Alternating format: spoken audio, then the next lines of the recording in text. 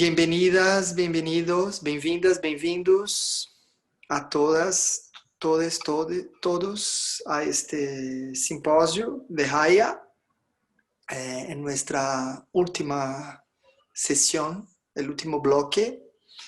Me gustaría decir que estoy muy contento con los resultados de las discusiones, de los trabajos, de nuestros, como hablaba hoy temprano, de los contagios que estamos produciendo, ¿no? Produciendo. Y me gusta esta idea de conectarnos. Aunque no estemos con la posibilidad de un encuentro personal, espero que en un momento próximo podamos estar juntas, juntes, juntos, intercambiando ideas, haciendo conexiones personalmente, con abrazos. Pero este momento también fue muy potente para, para charlar sobre nuestras investigaciones, nuestras ideas, todo el tema de la decolonialidad, de tantos lugares distintos de Ayala. Me gusta mucho esta posibilidad. Muchísimas gracias por estar con nosotros en el simposio. Les agradezco desde ya. E então, agora começamos as apresentações do último bloco, da última sessão do nosso simpósio. Eu passo a palavra para o professor Kleber para ele fazer a apresentação dos trabalhos que estarão aqui.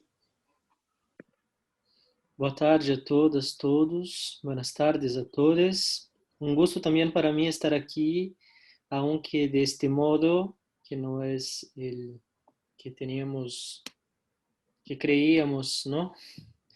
Pero es lo que tenemos y descubrimos también posibilidades, ¿no? Así que un placer estar aquí. Empezamos entonces el último bloque hoy com o trabalho O Modo de Produção da Colonialidade Estética, por João José Veras de Souza.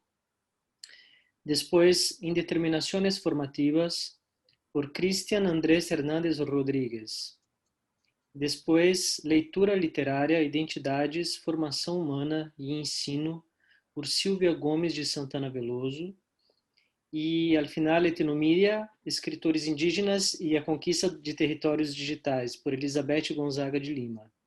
Lembrando que a sugestão é que a gente faça apresentações de 15, no máximo 20 minutos, para podermos ter algum tempo, né? Para conversar ao final, não ficar só coisa de expor, assim.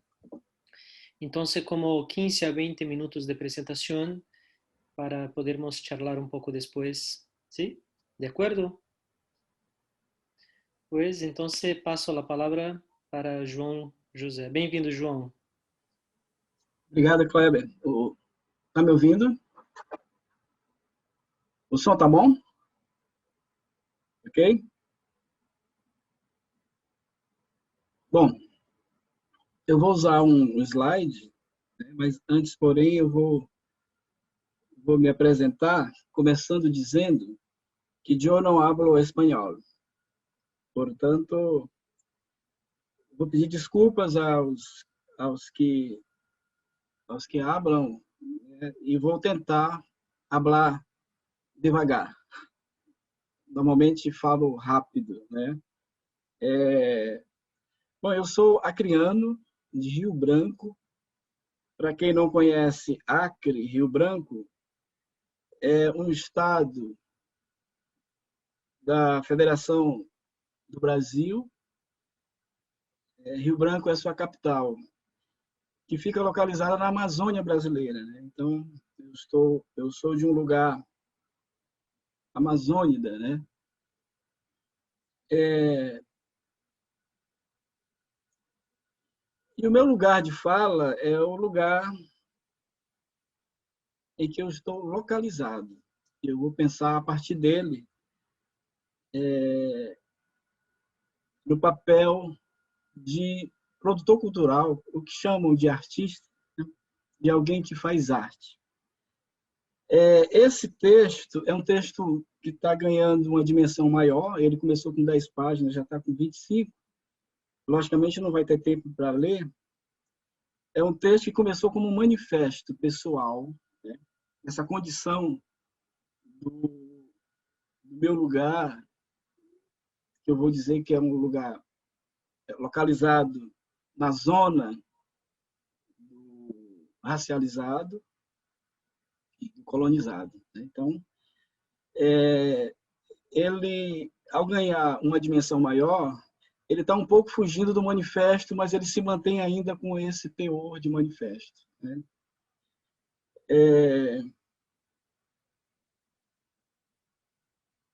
A apresentação agora, eu vou fazer o seguinte, basicamente, eu vou apresentar para vocês a estrutura do trabalho, vou fazer uma síntese de cada item e vou me dedicar a um dos itens que eu vou mostrar para vocês agora, abrindo aqui o meu... Todos estão vendo? Ok? Tá, então, vamos lá. A estrutura do trabalho está dividida em 4 partes, né? Deixa eu tentar aqui.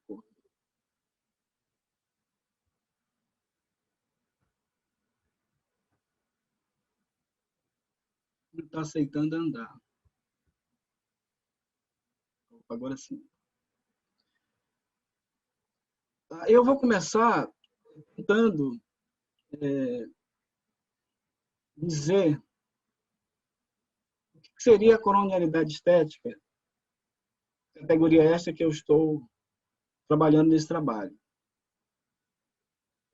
É um dispositivo colonial que se instaura, se mantém, se reproduz e se fortalece dentro do próprio espaço geocultural, no caso tido como periférico, e se espraia na sociedade a partir das concepções e produtos estéticos norte-eurocêntricos manufaturados e difundidos pelas centrais do sistema moderno colonial, colonizadoras da arte, como o gosto padrão que se impõe universalmente, naturalizado e superior a qualquer outro.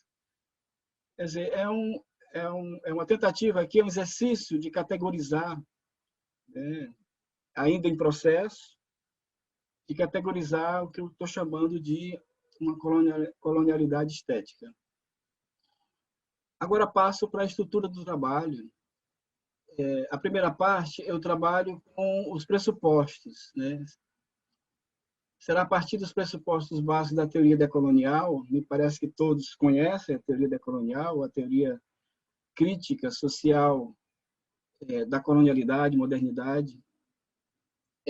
Será a partir dos pressupostos dela, eu vou me guiar por eles, e também da realidade fática, e aí eu estou falando do meu lugar geocultural, que irei buscar diagnosticar, dentro do contexto geopolítico cultural acriano, a instrumentalidade e efetividade da força da colonialidade estética, isto é, como ela é operada como modos de produção e difusão histórico-estrutural colonizadores e seus efeitos, sobretudo racializantes, para as expressões sensoriais locais, seus produtos e criadores. Então, a primeira parte do texto, eu me dedico a falar sobre os pressupostos. E aí existem várias categorias com as quais eu trabalho e que são categorias próprias dessa teoria. Categorias como eurocentrismo, categorias como sistema mundo moderno colonial, a própria categoria colonialidade. Então, eu faço uso dessas categorias para tentar entender e entendendo, me manifestar como sujeito, e aí entra também a categoria racismo, como sujeito racializado no espaço geocultural em que vivo. A segunda parte do texto, eu vou trabalhar exatamente sobre essa tecnologia social do modo, como é que a colonialidade funciona. Então, eu vou dizer que vou procurar demonstrar que existe toda uma tecnologia institucionalizada pela qual a colonialidade estética opera no mundo social, a fim de normatizar as esferas da produção e da difusão artísticas, As políticas culturais, as de educação, as de comunicação e as de memória, o mercado e as academias funcionam como centrais estatutárias da padronização do produto estético moderno colonial. Ao mesmo tempo em que eu vou demonstrar por onde esse modo se institui e se fortalece, eu vou dizer que essa tecnologia ela funciona como instrumento também de racialização dos sujeitos e produtos que estiverem fora do seu estatuto de qualidade estética. Na terceira parte do artigo, eu vou falar sobre exatamente o caráter racializante desse modo.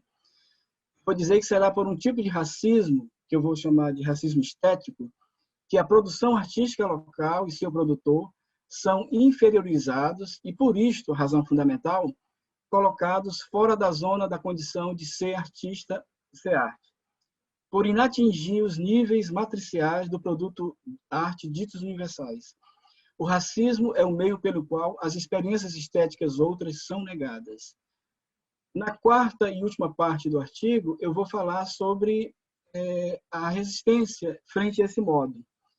Mesmo com toda a força impositiva dessa estética dita central universalista, é possível ver que em todo lugar de sua periferia vigora uma consistência cultural própria, uma vez que as questões locais, sejam como substância, sejam como forma, resistem às suas maneiras, na exata medida em que resistem substanciadas de memórias, imaginações e lutas, expressões da cultura ordinária de índole local. Hoje pela manhã eu só vi resistência. Então eu vou, na última parte, ouvindo o Cazé, os Mapuche, é que a gente quebra esse discurso diagnóstico que normalmente a gente faz de terra arrasada. E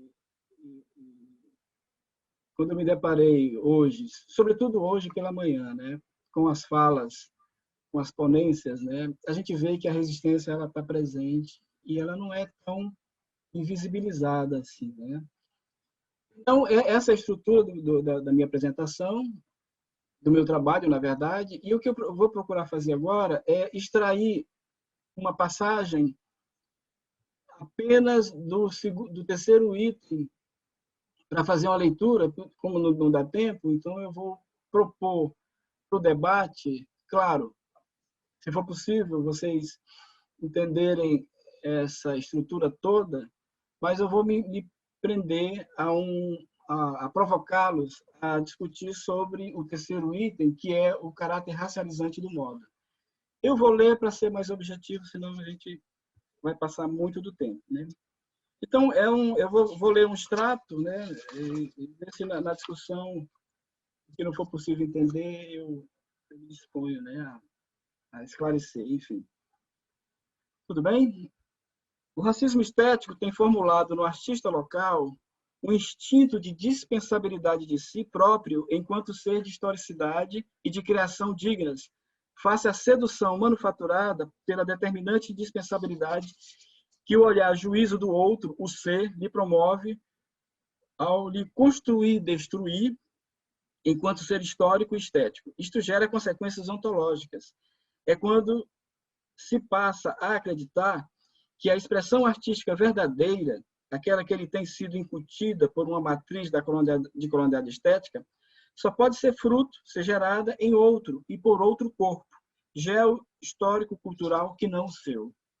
Realmente, será na relação entre a expressão local e o que se apresenta a ela externo, é que se produz, ante tamanha força da imposição do martelar canto da sereia, uma autoaceitação de inferior, e não diferente, diante do padrão imposto.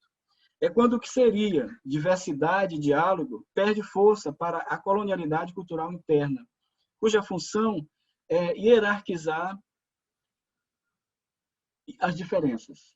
Como afirma Maldonado Torres, não somente terras e recursos são tomados, mas mentes também são dominadas por formas de pensamento que promovem a colonização e a autocolonização. É assim que, com o tempo, dita expressão da colonialidade passa a germinar, desenvolver nas mentalidades locais a pedagogia da autoexclusão e da auto-baixa estima cultural, em nome do belo do outro, o ser estético tido como superior. Pedagogia essa que se faz aceitar como um dado natural, nesse sentido, como cultural inevitável, ou uma espécie de determinismo cultural. As condições impostas historicamente de reprodutor e consumidor, tipo inatos ou resultantes do destino traçado pelos deuses colonizadores do mercado e do Estado. É quando a máquina colonial passa a produzir seus efeitos e se reproduzir pelas mentes dos próprios colonizados. É quando tudo isso se oferece como pressuposto da relação, naturalizando o que é historicamente construído para nos impor a condição de meros reprodutores e consumidores. É quando o produtor local cai no canto da sedução, de caráter racializante, e passa a sonhar em ser o postiço do modelo que se lhe apresenta como ideal, posto que melhor, superior, desenvolvido. Tal racismo se constitui naquela estratégia de enquadramento do colonizador de que fala Frantz Fanon, ou de assimilação de que fala Albert Memmi. Enquadramento e assimilação que Flávio Cotti sintetiza numa versão em que o autoenquadramento se impõe. Diz Cotter, ao partido do não ser, só restava assumir o não ser, recaindo no nada, ou então se converter ao ser, sem que o converso pudesse chegar a ser igual ao ser. Neste tom, o enquadramento e assimilação significa, de um lado, o lado ativo, tanto a própria atitude do poder racializador em impingir a racialização, enquadrar o racializado, quanto, de outro lado, o passivo, a atitude do racializado quando resolve não resistir, aceitando e se aceitando assimilar pela condição racial que lhe é imposta, o que pode significar a sua morte ontológica. Caso do negro, já que eu estou falando de Fanon, e estética, caso do artista local. Outro trabalho de minha autoria, analisando a condição colonial dos condenados da floresta da Amazônia, índios e seringueiros, tenho que, no contexto da colonialidade e seringalidade, toda a inclusão como enquadramento e assimilação significa, na verdade, um modo de exclusão e de morte sociocultural. E, transcrevendo o que eu falo no outro trabalho, eu vou dizer é que na condição de exterioridade negada, o não ser, da totalidade cêntrica do ser, aquele é simbolicamente acoplado, incorporado a este para representar o que efetivamente não é. Mas que, pelo projeto ontológico inerente à colonialidade do ser que se processa, deverá ser a fim de que a negação e subordinação histórica moderna colonial, a que domina, explora e racializa, não cessem. E concluo. Com isso, a negação do não ser é a condição de possibilidade do ser. O processo se dá pela exclusão para a inclusão. Em outras palavras, fecho aspas. Em outras palavras, a inclusão do não ser, seja criador local ou outro tipo de condenado à colonização racializante, ocorre como medida de enquadramento e autoenquadramento à lógica, no caso estética, do ser, cuja operação única é senão excluir aquele como o próprio, para que seja o que justamente não é. Esta operação ganha muita adesão, especialmente pelo seu alto grau do processo de sedução, pelos quais leva a todos a desejar ser o que se lhe apresenta como modelo do melhor, do superior, no caso, do mais belo, para que possa sair da condição contrária. Como Clotet muito bem sintetiza assim, aspas, o dominado tende a adotar como sua a língua, a cultura e a visão de mundo do dominador, seja por esperar, com isso, uma alternativa à sua condição miserável, seja por reconhecer uma real superioridade do Senhor. Fecha aspas. Aníbal Quijano também aponta o fenômeno da sedução nos seguintes termos. Después de todo, mas a la de la represión, o instrumento principal de todo poder é sua sedução. A europeização cultural se converteu em uma aspiração. Era um modo de participar o poder colonial. Fecha aspas. Isso justifica, segundo Quijano, em razão de que a cultura europeia passou a ser um modelo cultural universal. Por isso, conclui o autor, aspas, o imaginário nas culturas não europeias hoje dificilmente poderá existir, sobretudo, reproduzir-se fora dessas relações. No outro sentido, a sedução se traduz para o racializado como possibilidade de fuga da dor que a racialização produz. E aí eu vou trazer o Fanon de novo. O Fanon diz, o negro quer ser branco. Para o negro, a alteridade não é outro negro, é o branco. Nesse passo, pontifica Fanon, quanto mais assimilar os valores culturais da metrópole, mais o colonizado escapará da sua selva. Quanto mais ele rejeitar a sua negridão, seu mato, mais branco ele será. E sendo que não é, agora digo eu, ele morreu, se enquadrou, se assimilou. Continuando, o artista local quer ser universal. Universal é a branquitude dessa universalização eurocêntrica e brasilcêntrica. Constato eu, agora orientado por Fanon. Para o artista local, de fato, a alteridade não é outro artista local, é o artista universal, no qual ele aprende a se espelhar. E que artista universal é esse?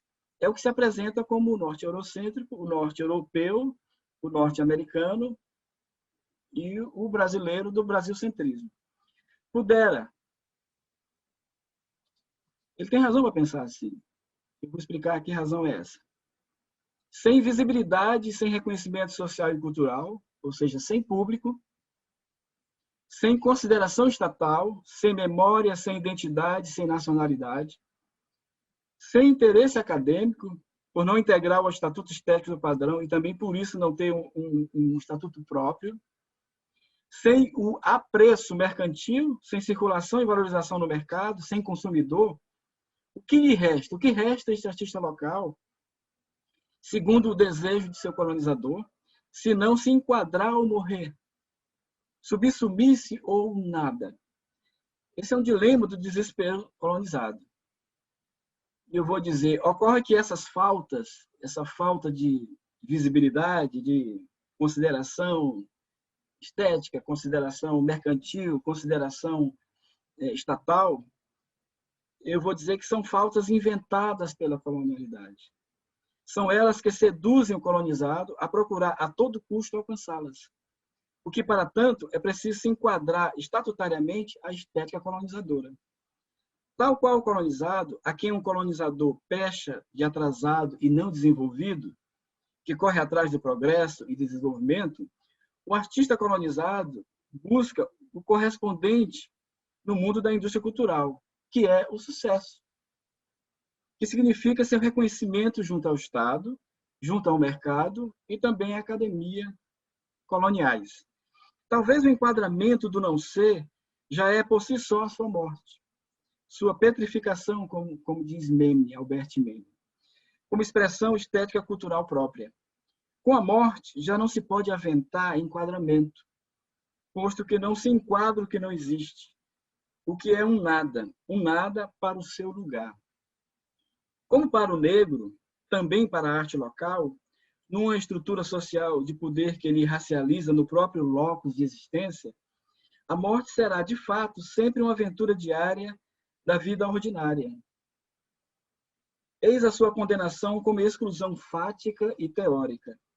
Como o negro se encontra para o racismo estrutural, enquadrado abaixo da linha do humano, a arte local, para a colonialidade estética e estrutural, será enquadrada abaixo da linha do estético. A morte pelo enquadramento estético produz a perda da dimensão social da arte para a comunidade da qual ela emerge, apartando-a da realidade e da experiência concreta e subjetiva do contexto sociocultural de que emana, o que a faz se entregar à condição de função alguma, de função morte, de função nada para a sua existência local, ou, noutra espécie de enquadramento, de função alheia, por isso colonizada dentro do próprio espaço geocultural do qual ela se expressa, movendo-se a partir disso como um produto, inclusive autocolonizador, como algo que vagueia sem destino próprio, senão o destino daquele que lhe conduz. Tal adoção da função alheia se vale comumente do que Clotter vai cunhar de estética da mímese. Esta como aquela que, aspas, faz parte do império da identidade, em que o outro, como não ser, somente pode ser algo, alguém, tratando de copiar quem tem o poder de determinar o que é e o que não é, no caso estético. O que vale e o que não vale, fecha aspas. Situação de enquadramento em que cai a resistência cultural do enquadrado é quando os efeitos da violência sutil e da sedução operam resultados concretos. É imperioso chamar a atenção para o fato de que a estrutura colonial que tem assentado historicamente este modelamento estético-cultural tem sido tão presentemente determinante que os seus efeitos já afetam os futuros artistas na origem. As pessoas já nascem amalgamadas, portanto, formadas de expressões culturais alheias aos seus contextos locais. Já nascem ensinadas a ter o outro, o mercado e a academia, como a referência de qualidade pela qual deve se espelhar para conseguir galgar no mundo das artes algum lugar que não o seu. Tal condição só tem impedido o surgimento e o desenvolvimento de uma criação estética que se possa distinguir como própria. Não necessariamente original, mas pelo menos não mimética, copiadora. Posto que a partir de um tipo de imaginação criativa que tenha como elementos formais e substanciais o captado pela vivência, pela memória, pela imaginação, pelas inquietações culturalmente localizadas nas práticas das experiências ordinárias. Como questiona Aníbal Quirrano, seguindo sendo que não somos, como será possível resolver nossos problemas se não conseguimos identificá-los, a não ser de forma distorcida e parcial? Em outras palavras, que autonomia tem uma sociedade que perde o seu locus de enunciação e criação, passando a enunciar-se e criar por meio do outro, que não a de si próprio? As consequências... Oi, desculpa, João. Isso, só para avisar que já passamos de 20 minutos, tá? Estou fechando já. As consequências não só são de natureza estética cultural, são políticas sociais econômicas profundas, o que reafirma a subsistência de toda a sua potência da colonialidade.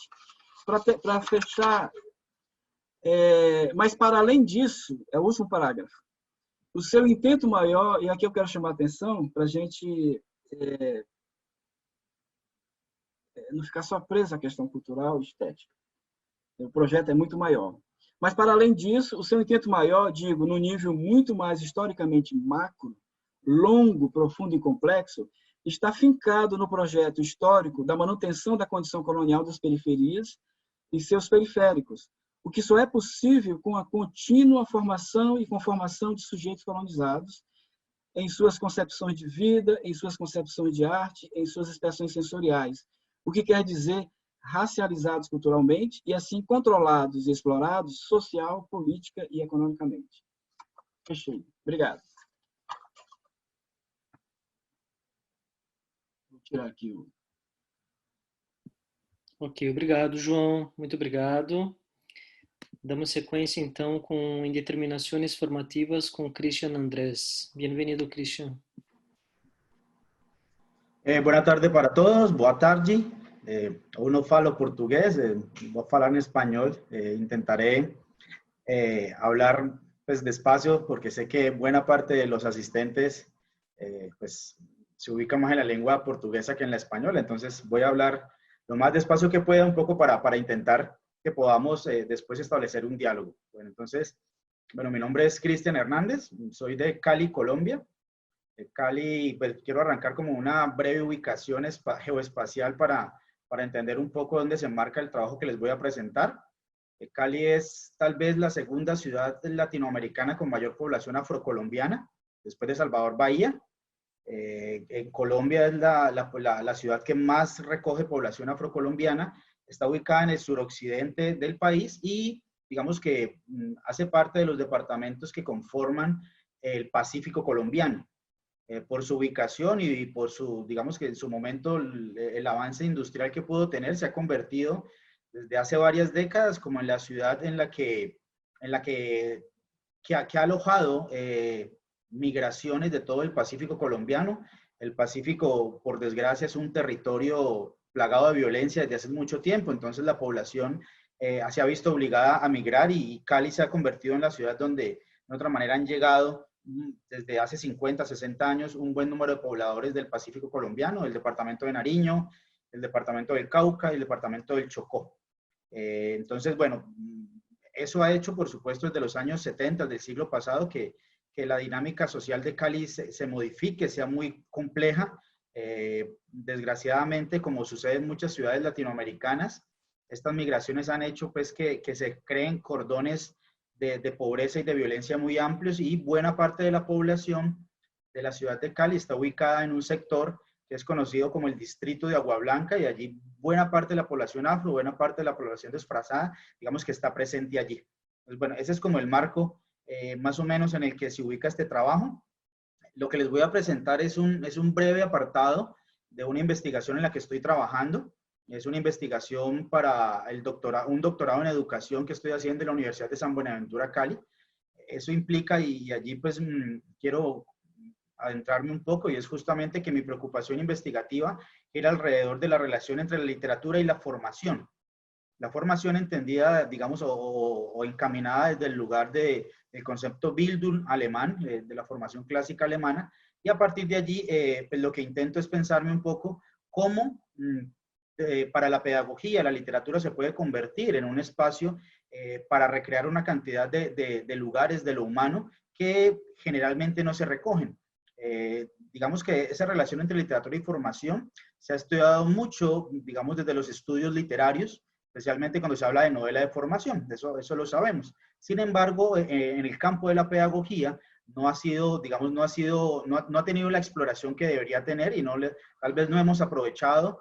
Bueno, en Colombia es muy poco lo que se ha investigado sobre eso, para indagar sobre todo lo que la literatura le puede permitir a la formación para entendernos como sujetos diversos y sujetos variados. Entonces, bueno, voy a permitirles, después de esta introducción, voy a permitirme compartir una muy sencilla presentación.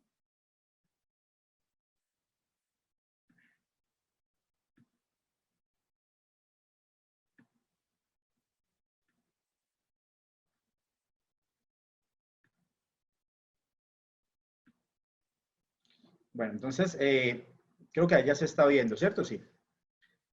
Bueno, el trabajo que estoy haciendo se titula, la tesis doctoral se titula Indeterminaciones formativas, y lo que vamos a presentar un poco es la relación entre formación y literatura, y cómo la apuesta que estoy elaborando, espero poder terminar pronto porque ya tengo el tiempo medido para la entrega final, es justamente cómo esa literatura puede problematizar esos ideales de humano que se han impuesto a lo largo del tiempo, y que a partir de las instituciones, pensando en la educación como una institución, se replican y no permiten que nos pensemos como sujetos diferentes y con miradas variadas de lo que es lo humano. Entonces,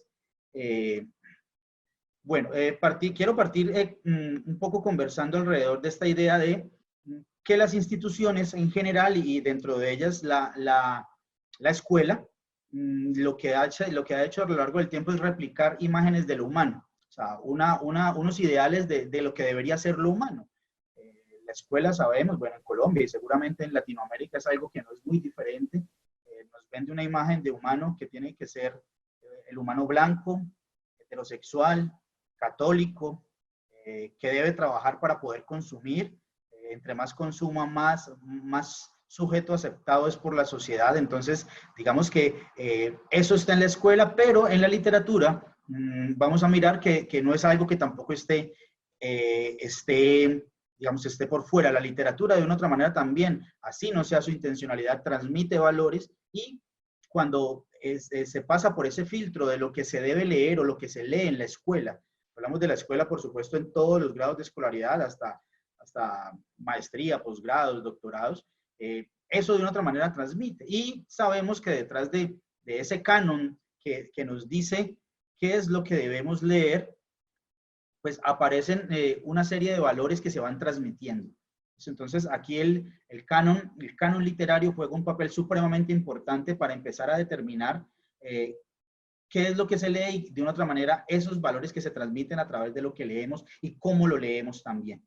¿Listo? Sabemos, por supuesto, que el canon se encarga o se ha encargado de determinar qué es lo que se debería leer, qué es lo que es digno de leer y qué es lo que se determina como buena literatura o literatura que no es valiosa de leer. Y eso, entonces voy a permitirme hacer una lectura de algunos apartados de un texto que preparé para la presentación, para ir ampliando un poco esta mirada de lo que venimos planteando. Entonces, un autor en Colombia que es muy importante para hablar del canon es Álvaro Pineda Botero. Él nos dice que el canon ha sido casi siempre una imposición del Estado, que ha pasado por la regulación autoritaria en la circulación de las obras y la exclusión de manifestaciones artísticas de grupos minoritarios.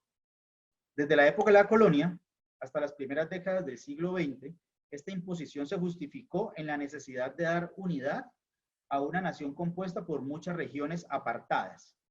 Además, la influencia de la literatura española en Colombia, muy fuertemente presente, en especial de sus estudios, llevó a que gran parte de las manifestaciones del siglo pasado se agruparan bajo el concepto de generación. De esta forma se consiguió abordar y clasificar un buen número de obras y autores, teniendo en cuenta fundamentalmente la fecha de nacimiento de los escritores. Sin embargo, el hecho de que estas manifestaciones se centraran en la capital del país, en la capital de Colombia, Bogotá, imposibilitó que algunos autores provenientes de otras regiones gozaran del favor de ser incluidos en este tipo de esquema generacional. En los años 90, con la Constitución Política de 1991, al reconocer el multiculturalismo, en ese momento se habla, en la Constitución de Colombia hablamos de multiculturalismo, que caracteriza el país, motivó la reconstrucción general del corpus y del canon literario.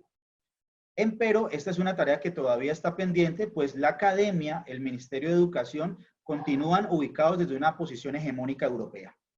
Al respecto, Pineda sostiene: todos los programas de estudio, no solo de los colegios, sino también de las universidades, sigue todavía el modelo cronológico europeo.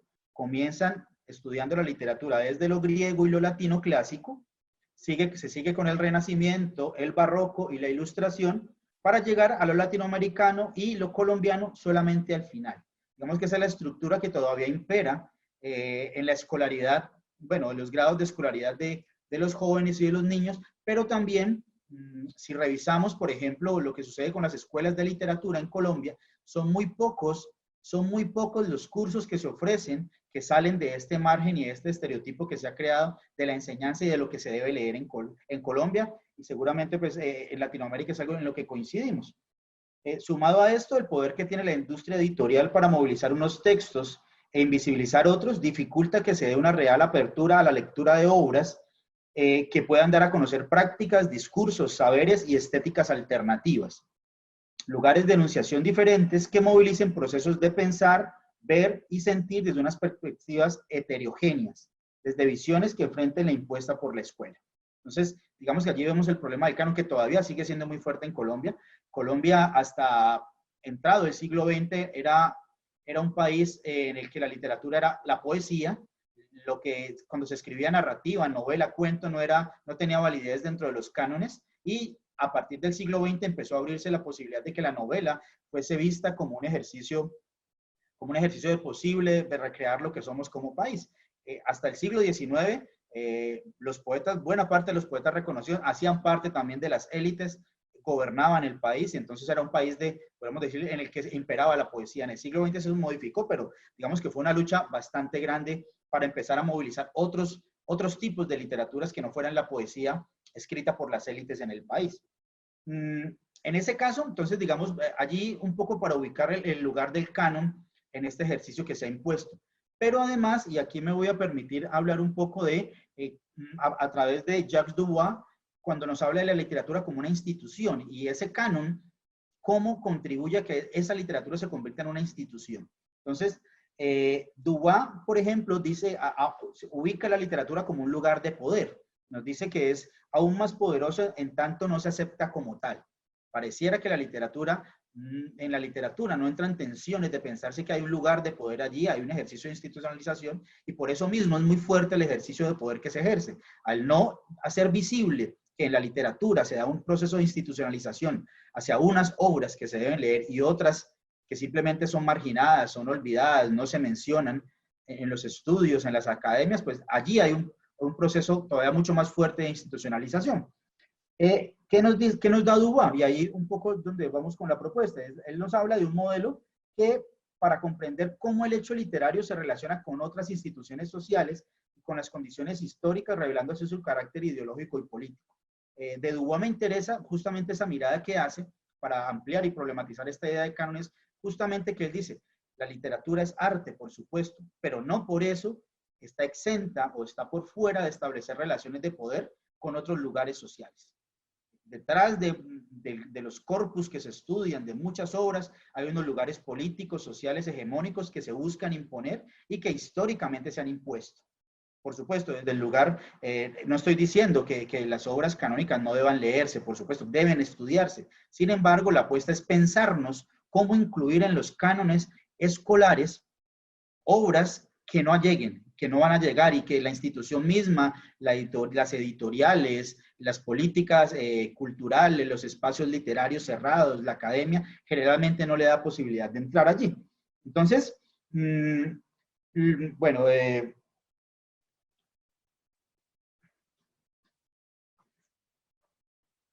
entonces él nos habla que justamente esa institución literaria moderna aplica o monta una red de prácticas y actores integrada tanto por los autores como por los editores, los críticos, los profesores, las academias, los grupos, las librerías y demás agentes que componen la vida literaria. Entonces, Dubois dice, en todo ese tipo de actores que se involucran en la distribución, en la movilización, en el acompañamiento, en la guía de esos textos, hay un grupo que conforma esa idea de la literatura como una posible institución, que es bastante cerrada, muy compleja y que no nos permite, a lo que yo apunto en el trabajo de investigación, es justamente conocer otras formas de ser humano que no se ciñan a esa univocidad que nos han impuesto desde estos ejercicios.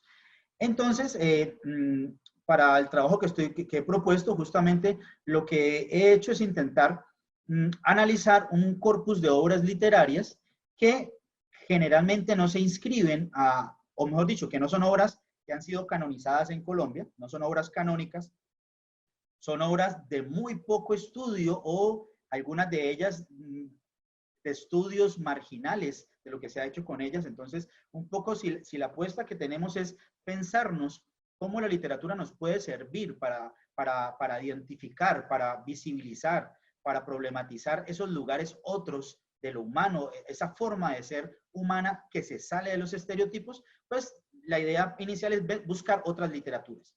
Entonces, aquí nos seguimos apoyando en Jacques Dubois y hablamos o nos apoyamos en lo que él dice, literaturas minoritarias. Entonces, Dubois habla de justamente de que esa literatura minoritaria él se refiere como a las diversas producciones que la institución excluye del campo de la legitimidad literaria o que aísla en posiciones marginales al interior del campo. Algunas de estas obras pueden estar en el campo, en la institución, pero son marginalizadas de manera estratégica para que no se estudien, no se lean lo suficiente. Por este motivo no aparecen en los manuales de literatura o en caso de aparecer, se ven relegadas a una posición secundaria. Sin embargo, la institución no es del todo indiferente a su existencia porque requiere de producciones que pueda aminorar, que pueda considerar como inferiores. Entonces, en este caso, si la institución, si el canon nos dice que una obra es muy buena y merece ser leída, pues el decir que es buena y merece ser leída debe estar en contraprestación con una obra que no es buena y que no debería ser leída. Entonces, allá hay un juego de tensión de poder todo el tiempo. Que pueda considerar como inferiores para poder valorizar mejor la buena literatura. En cualquier caso, esas literaturas existen y pueden llegar a comprender vastos sectores del cuerpo social, pero se encuentran atrapadas en una típica relación de dominación y de represión. Entonces, Dubois nos habla de 4 expresiones para las literaturas minoritarias. Él nos habla de las literaturas proscritas, que son aquellas que a pesar de elaborarse al interior de la misma institución y de seguir los canales ordinarios, son objeto por razones ideológicas de una especie de censura. Así se las excluye las instancias de reconocimiento y de consagración. Son obras que pueden estar dentro de lo que la institución quiere, pero han sido, de una otra manera, directa o indirectamente, han sufrido alguna censura. Y la institución las ha relegado históricamente. También nos habla de las literaturas regionales, aquellas que se encuentran geográfica y culturalmente apartadas de los lugares dominantes de producción, difusión, y alejadas de las instancias que cumplen un papel decisivo en el proceso de consagración. Habla también de las literaturas de masa, aquellas producidas por todas aquellas capas sociales que no pertenecen a la fracción cultivada de la burguesía y que prolongan a su manera la tradición de las literaturas populares. Y por último habla de las literaturas paralelas y salvajes. Nos dice que son aquellas que no participan de ninguna de las redes de producción y de difusión descritas anteriormente, se expresan de manera más o menos espontánea y se manifiestan a través de canales muy específicos. En este caso, entonces, las obras que he elegido para hacer el trabajo justamente, podríamos decir que se ubican en esta clasificación de lo que Dubois nos plantea como esas literaturas minoritarias. Allí, pues, en las obras con las que estoy trabajando,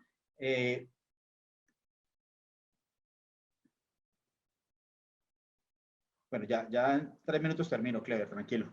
3 minutos termino. Entonces, las obras con las que estoy abordando el trabajo que he venido estudiando bueno, es un corpus amplio. Mi interés no es mirar la temporalidad, sino mirar más o menos en cada una de ellas, a pesar de que puedan estar escritas en un tiempo amplio, cómo nos permiten o cómo esas obras nos van permitiendo mirar que hay otras formas de ser humano que no han sido incluidas en esa institucionalidad de la escuela, de la idea de educación, de esa idea que en la escuela se impone de lo que debería ser lo humano, de lo que deberíamos ser como humanos. Estas obras nos permiten reflexionar lugares diferentes de aquella producción canónica que siempre refleja un sujeto único, un sujeto que obedece a todo lo que las instituciones esperan de él. Entonces, estoy trabajando con una novela que se llama Toa, Narraciones de Caucherías, es de un autor que se llama César Uribe Piedrahíta, una obra publicada en 1933.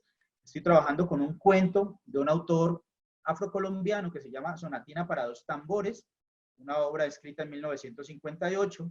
Estoy trabajando con una novela que se llama La cárcel de Jesús Zárate, publicada en 1972, una obra que particularmente recibió un premio en su momento. Sin embargo, es una obra, a pesar de un premio internacional, completamente olvidada. La razón allí es justamente que sobre ella cayó una especie de censura muy tenue que la hizo olvidar de la presencia de las academias colombianas. Estoy trabajando también una obra que se llama Mi Cristo Negro, de una poeta afrocolombiana llamada Teresa Martínez de Varela, que es de 1983, una novela de un autor de la ciudad donde vivo, que se llama El Cronista y el Espejo, que aborda el fenómeno del narcotráfico y de la figura del sicario, y una novela también de Alfredo Banín, un autor del Pacífico caucano, que se llama Los restos del vellocino de oro. Digamos que ese es el corpus desde donde estoy desentrañando toda esta propuesta justamente de mirar otros lugares de lo que debería ser lo humano. Y para cerrar, pues básicamente la reflexión apuntaría o apunta a esto, y es que a pesar de los procesos que institucionalizan los ideales de hombre, los sujetos han encontrado distintas formas de afirmar su diferencia, dinámicas de formación otras que dan cuenta de lo humano desde distintas formas de ser. Al no satisfacer los paradigmas y referentes culturales impuestos, estas maneras del etos generan lo que llamaremos o que llamamos para el trabajo indeterminaciones formativas, espacios o vacíos que permiten ampliar y problematizar las miradas esencialistas alrededor de lo que debe ser lo humano. Muchísimas gracias. Cristian, muchas gracias. Chamamos agora, então, a Silvia Gomes de Santana Veloso para apresentar o seu trabalho Leitura Literária, Identidades, Formação Humana e Ensino. Seja bem-vinda, Silvia. Obrigada, Kleber. Boa tarde a todos e a todas. Eu sou Silvia, vou falar em português, né? Não falo espanhol. Estou muito feliz, né, com todas as apresentações desde ontem. Vejo o meu trabalho com uma continuidade ao que nós temos discutido, né, a literatura sendo utilizada, sendo pensada como um espaço de luta contra a colonialidade, né, de diálogo com o corpo também, e é também disso que eu vou falar aqui. Eu sou estudante deixa eu tentar compartilhar aqui a tela. Eu sou estudante do doutorado em Literatura e Cultura da Universidade Federal da Bahia.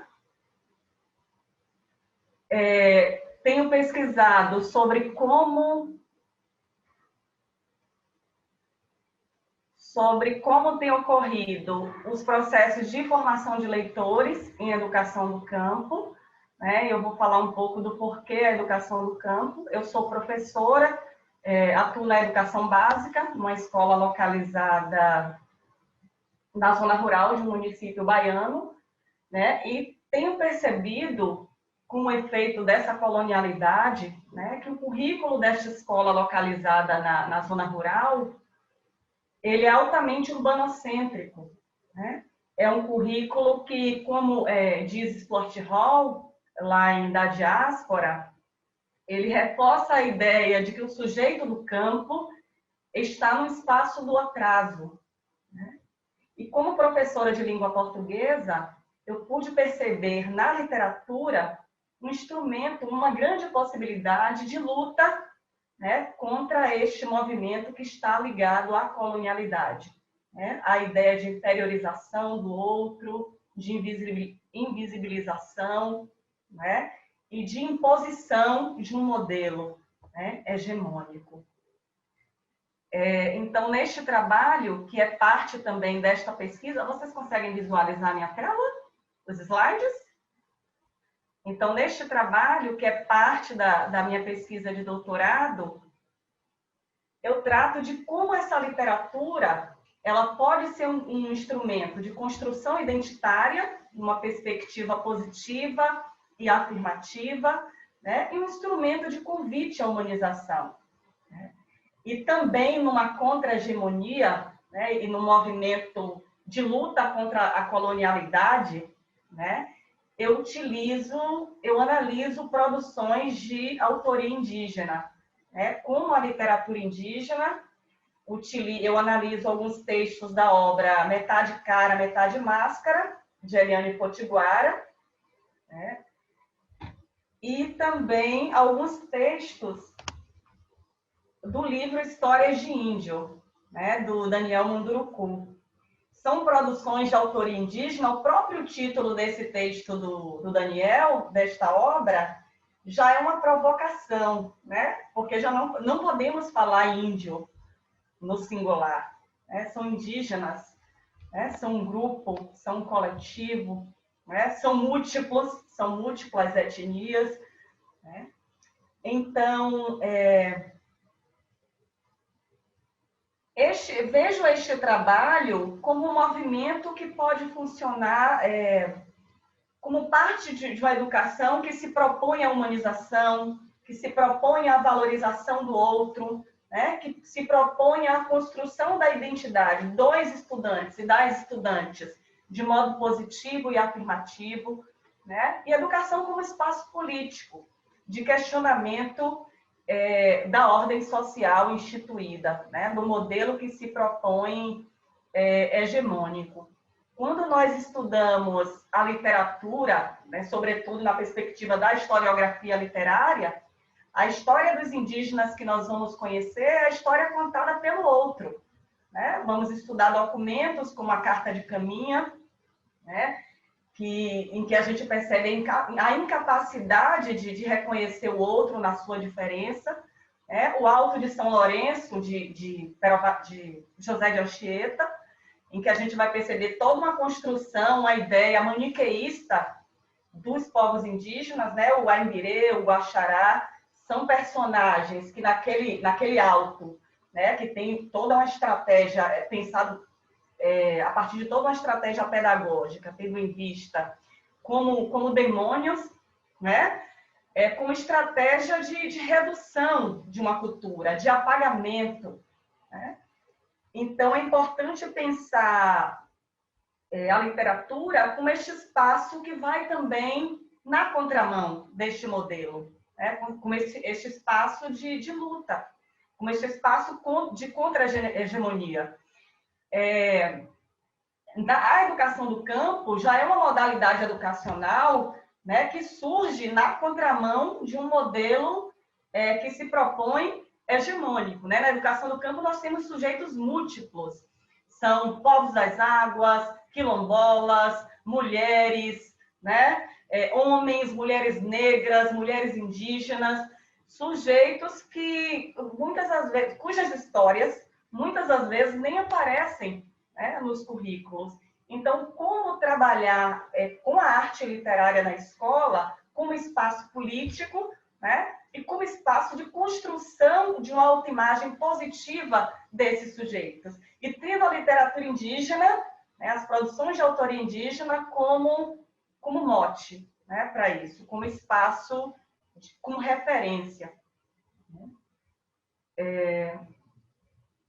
Então, ensino de literatura e decolonialidade, eu já trouxe um pouco sobre isso. A ideia de decolonialidade que eu trago nessa pesquisa, ela é baseada em Candal e Oliveira, que dizem que a respeito da ideia de decolonialidade, né, ela representa uma estratégia que vai além da transformação, da descolonização, ou seja, supõe também construção e criação.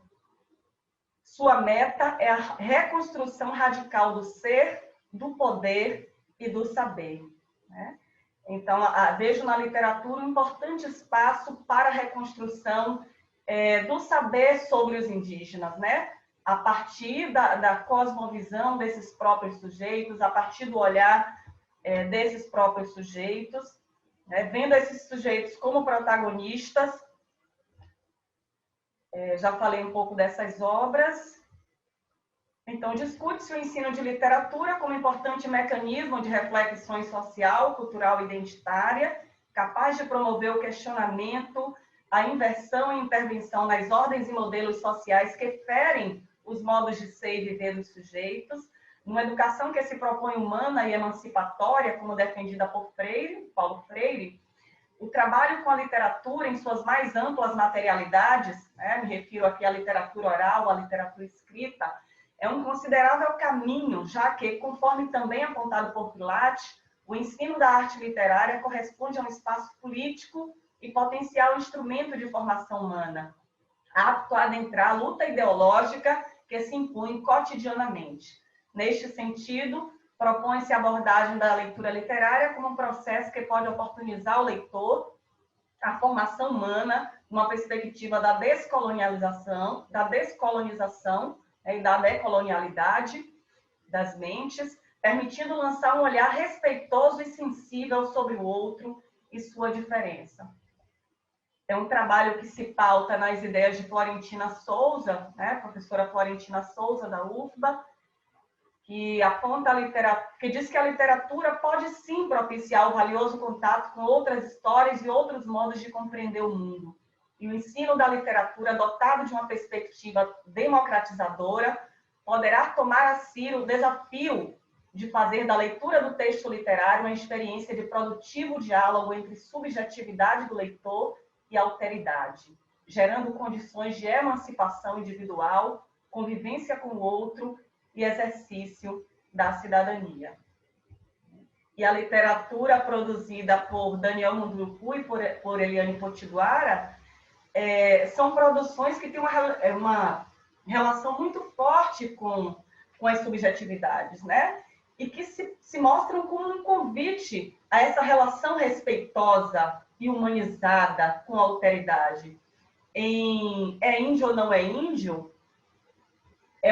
Índio ou não é índio é uma crônica do Daniel Munduruku, em que ele conta o momento em que ele chega a São Paulo, sobre o momento em que ele chega a São Paulo, a cidade de Lorena, né? E ele precisa pegar o metrô.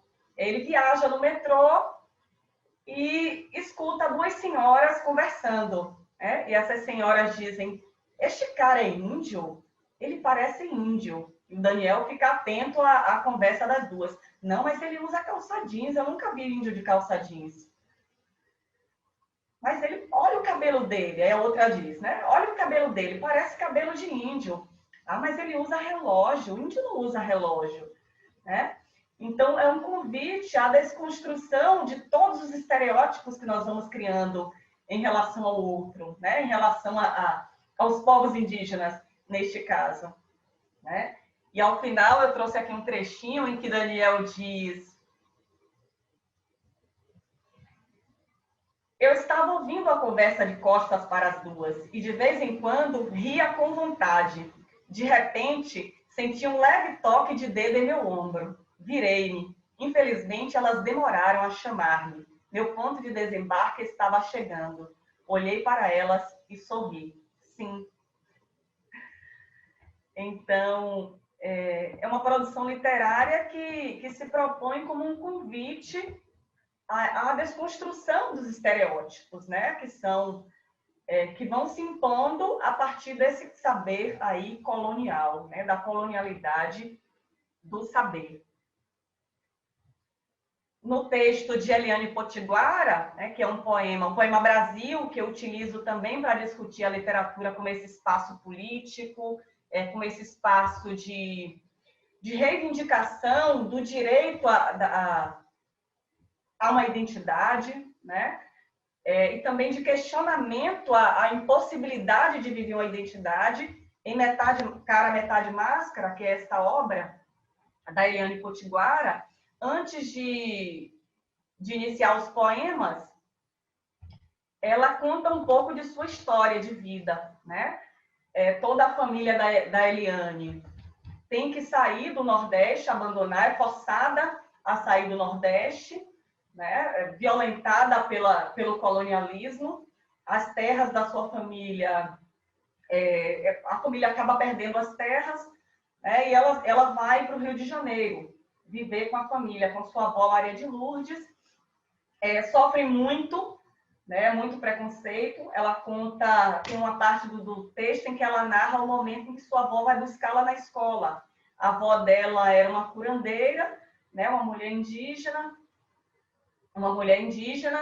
e a avó sofre preconceito na porta da escola. E ela já imagina a avó chegar à escola, porque os colegas começam a rir dela, lá vem a feiticeira, né? Então, ela conta sobre como foi difícil viver no Rio de Janeiro, né, num centro urbano, sendo indígena, né, justamente por esse desrespeito que ainda se tem na relação com a alteridade. Né? E aí ela escreve alguns poemas que surgem como reflexões a estes momentos difíceis que ela enfrentou. Eu vou ler aqui um deles, que é o Brasil. Brasil, né? É um texto que traz um questionamento, um clamor, né? A impossibilidade de ser, né? De viver uma identidade. Brasil, que faço com a minha cara de índia? E meus cabelos? E meus cabelos? E minhas rugas? E minha história? E meus segredos? Que faço com minha cara de índia? E meus espíritos? E minha força? E meu tupã? E meus círculos? Que faço com a minha cara de índia? E meu toré? E meu sagrado? E meus caboclos? E minha terra? Que faço com a minha cara de índia? E meu sangue? E minha consciência? E minha luta? E nossos filhos? Brasil, o que faço com a minha cara de índia? Não sou violência ou estupro. Eu sou história. Eu sou cunhã. Barriga brasileira. Ventre sagrado. Povo brasileiro. Ventre que gerou o povo brasileiro. Hoje está só. E a barriga da mãe fecunda. E os cânticos que outrora cantavam, hoje são gritos de guerra contra o massacre imundo. São textos que vão surgindo na reflexão, né, sobre essas vivências. Eliane conta que viu muitas das suas companheiras, né, muitas mulheres indígenas sendo violentadas pelo colonizador, sua avó, né, inclusive. A mãe da Eliane foi fruto de um processo violento, né? Então, a literatura é a literatura se mostrando como um espaço de luta, né? Como um espaço político, como um espaço de questionamento à impossibilidade de viver uma identidade, né? Como espaço de diálogo com as nossas subjetividades. Né? Tem um outro texto do Daniel Munduruku, né, que são textos que eu vou utilizando aí no artigo para discutir a literatura como espaço político, né, e uma discussão que começa a partir da produção literária de autoria indígena.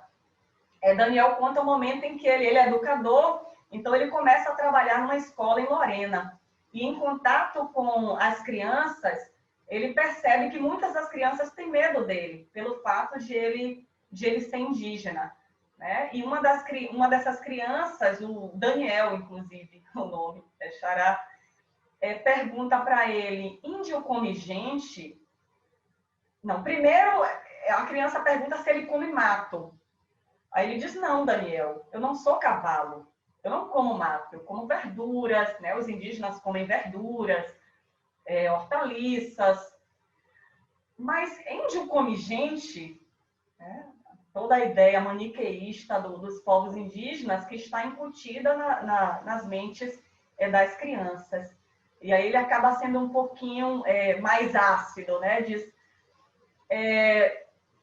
índio não come gente. E aí a criança sai correndo: índio come gente, índio come gente. E ele vê aquilo como um processo violento, né? Do qual a criança também é vítima. Então, vejo aí a literatura como um importante espaço de desconstrução dos estereótipos, né? De humanização, de convite ao respeito à diferença. Né? E espera-se contribuir, né, na compreensão sobre a necessidade, com este estudo, na compreensão sobre a necessidade de que a literatura seja concebida e ensinada como espaço político, ligado às vivências dos sujeitos, às suas subjetividades, às mais variadas situações cotidianas. Algumas das referências utilizadas. Faltou aí o Quijano, né, que eu utilizo para discutir colonialidade e decolonialidade, Oliveira e Candal. E muito obrigada.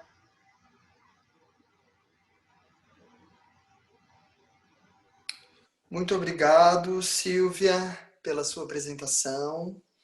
Eu vou convidar, então, a Elizabeth Gonzaga de Lima para a fazer a última apresentação, para depois a gente seguir para o debate. Etnomídia, escritores indígenas e a conquista de territórios digitais. Seja bem-vinda, Elizabeth. Boa tarde. O slide, a seu compartilhar... ela tirou, que eu não estava conseguindo. Eu não estava conseguindo compartilhar. Bom, boa tarde a todos e a todas. É um grande prazer estar aqui com vocês. Quer dizer, na verdade, eu gostaria de estar no México, né? Esse era a minha maior vontade, mas existe uma pedra no caminho, né? Uma pedra coronavírus. Mas, enfim, ainda bem que temos essa possibilidade. Também gostaria de avisá-los de antemão que eu não falo nem espanhol e também não vou me arriscar no portunhol também não, né? Então, vocês estão conseguindo ver o compartilhamento aí? Bom, eu estou falando aqui desde Salvador, Bahia, assim como minha Silvia. Eu sou professora da Universidade do Estado da Bahia, da UNEB, e meu trabalho, né, etnomídia, escritores indígenas e a conquista de territórios digitais, ela surgiu, né, vem surgindo ao longo do tempo, em razão de eu já orientei duas dissertações de mestrado, uma em 2017 sobre a Eliane Potiguara, né, que foi Literaturas de Autoria Indígena, metade cara, metade máscara. E em 2020 agora, já, né, antes de deflagrar a pandemia, tivemos também a defesa da minha ex-orientanda Randra, que está aí ouvindo aí também. Randra já está no doutorado na PUC do Rio de Janeiro, e ela trabalhou, a dissertação dela foi sobre o canto de Graúna, uma poética de heterogeneidade na literatura indígena, né, de Graça Graúna, e também em fevereiro também terminou o trabalho de conclusão de curso de um aluno da graduação aqui de Letras da UNEB em Salvador, que foi sobre Aicaquiri Tama, a identidade cultural indígena e poética de Marçauana Cambeba, né? Então, assim, enfim, eu trabalho com a disciplina de literatura e cultura indígena na graduação da UNEB. Então, na verdade, minha pesquisa sempre foi relacionada com a literatura na internet.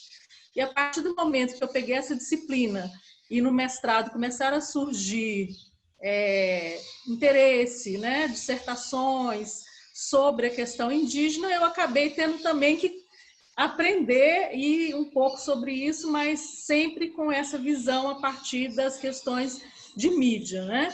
Então, os povos originários do Brasil vêm resistindo à opressão e silenciamento desde a chegada dos portugueses em 1500.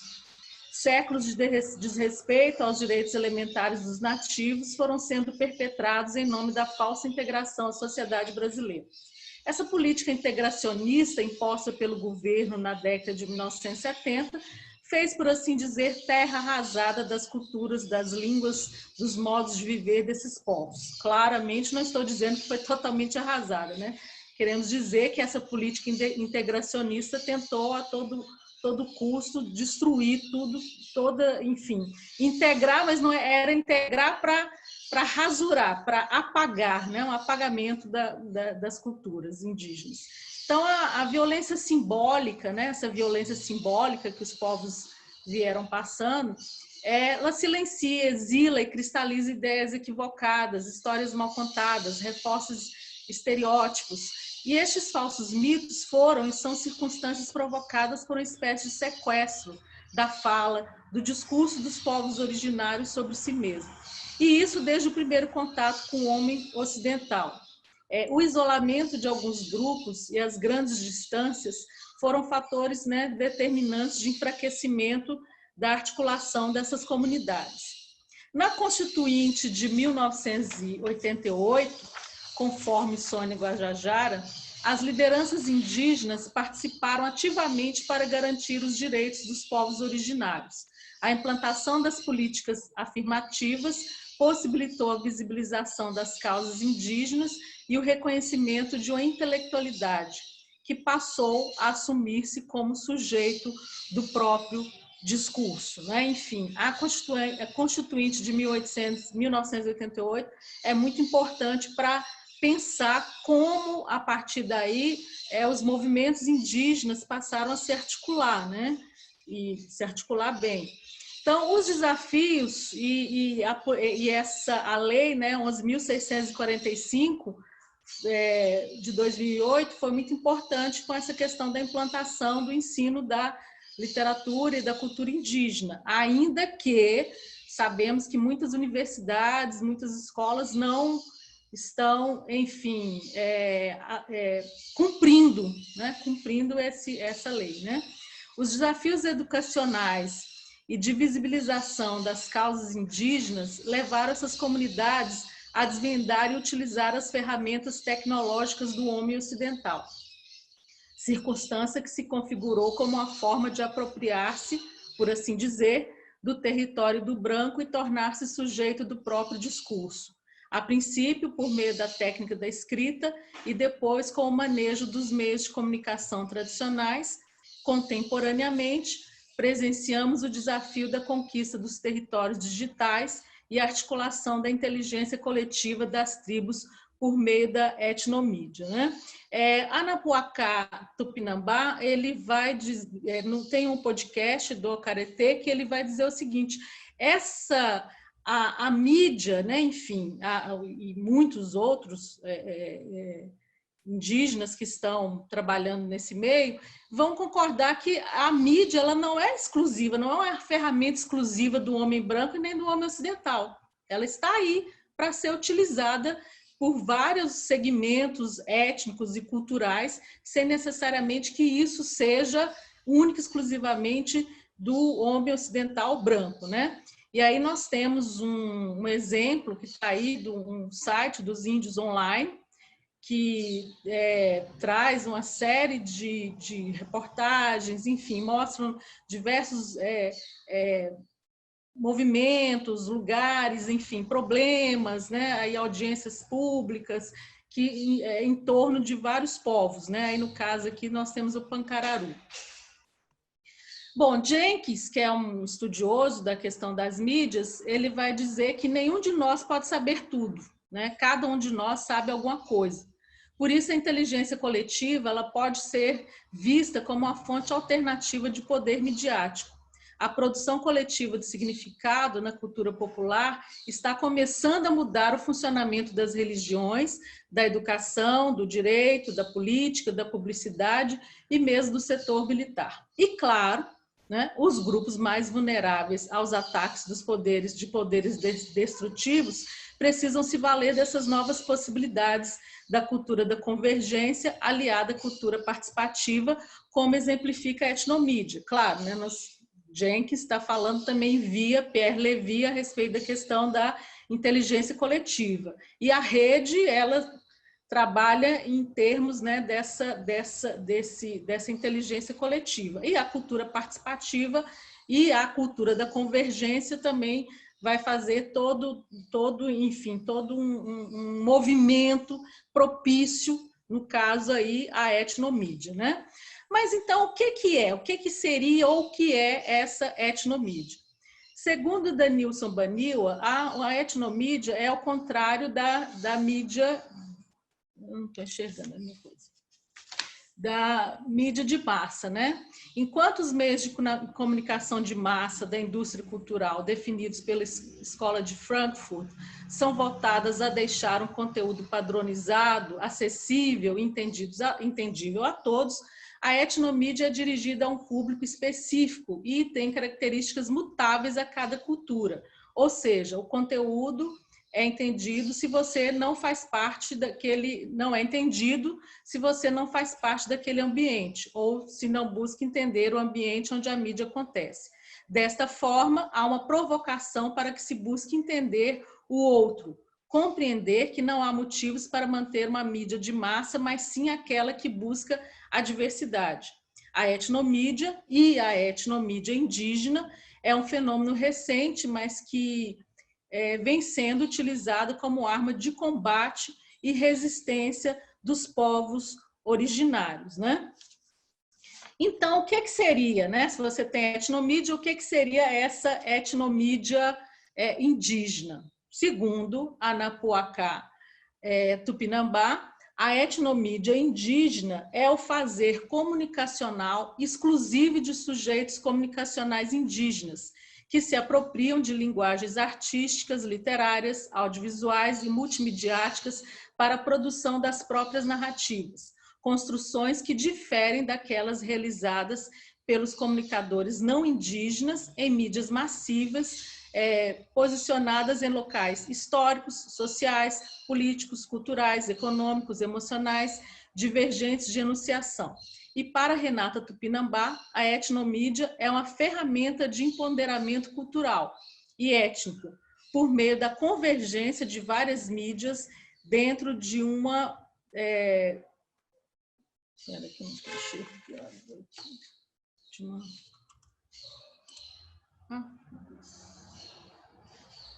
de um variante étnico. Por isso, o uso deste prefixo pode ser executado de diferentes identidades étnicas e culturais, né? Bom, aqui nós temos esse outro site que é da tupivivo.org, né?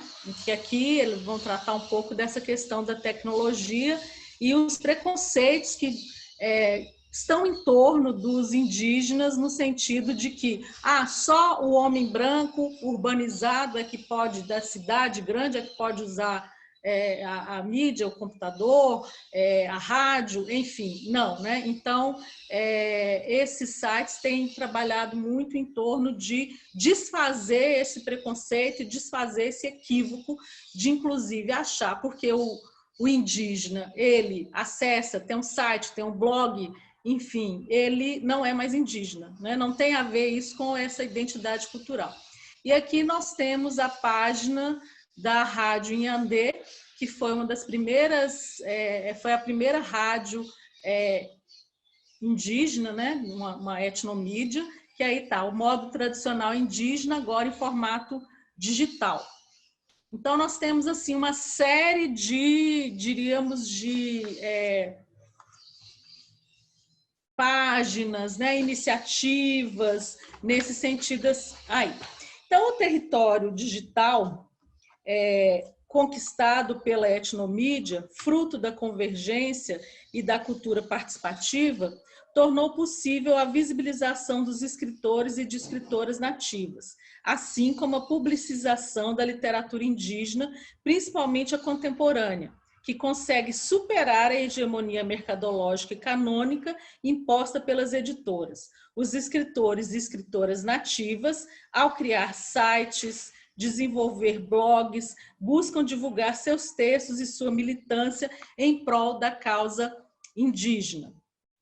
E aí nós temos, né, minha colega Silvia, minha amiga, Silvia trabalhou aí um poema da Eliane Potiguara, e aqui vocês estão vendo aí o site oficial da Eliane Potiguara, e também eles utilizam as redes, né? Estão no Face, no Instagram, enfim, se espalham em todas as mídias, isso é importante. Aqui nós temos, né, um dos meus autores preferidos, Ailton Krenak, e o Krenak, inclusive, eu passei um trabalho para os meus alunos na graduação, que era acompanhar alguns desses escritores nas mídias, né? Eles iam passar um semestre acompanhando esses escritores e ver como que era a militância deles. Mas alguns alunos reclamaram que o Krenak praticamente não participa, não escrevia nada dele no Face, e os alunos tiveram que desistir um pouco de seguir o Krenak no Facebook, né? Então, estes escritores e internautas, eles estão aprendendo a utilizar as diferentes tecnologias para ter um controle mais completo sobre o fluxo da mídia e fomentar mais espaços de divulgação e interatividade. Esse novo ambiente de mídia provoca expectativas de um fluxo mais livre de ideias e conteúdos, beneficiando grupos que se posicionam à margem da literatura institucionalizada e oficial, inspirados por ideais de escritores e seus leitores que estão lutando pelo direito de participar mais plenamente do universo cultural. E aqui, particularmente, o direito de criar, né, literatura. Bom, aí nós temos também Silvia. A Silvia foi assim, ela abriu os caminhos, né? Aí Daniel Munduruku, ele é extremamente ativo, né? Os alunos todos queriam trabalhar com Daniel Munduruku, porque ele é extremamente ativo nas redes sociais. Como é que ele consegue fazer todas as coisas e ser totalmente ativo? Eu gostaria desse segredo, porque além de escrever tanto, participar de tantos eventos, e minha aluna dizia, professora, eu faço uma pergunta, logo ele me responde. Eu falei, nossa, então ele está online 24 horas, né? Então isso é importante, é interessante também o trabalho do Munduruku. Aqui nós temos o Cristino Apixana, que foi interessante. Ele concorreu ao Prêmio Jabuti de 2019 com o Cão e o Curumim, né? Então você tem assim, é muito importante a forma como eles têm trabalhado, né? Então esse cerceamento do mercado editorial e os preconceitos que envolvem a textualidade indígena, rotulada na maior parte como mitológica ou voltada para o segmento infanto-juvenil, não que isso desmereça, tá? Não desmereça, mas não é razoável ocupar sempre o lugar desse lugar devido a visões equivocadas e simplistas.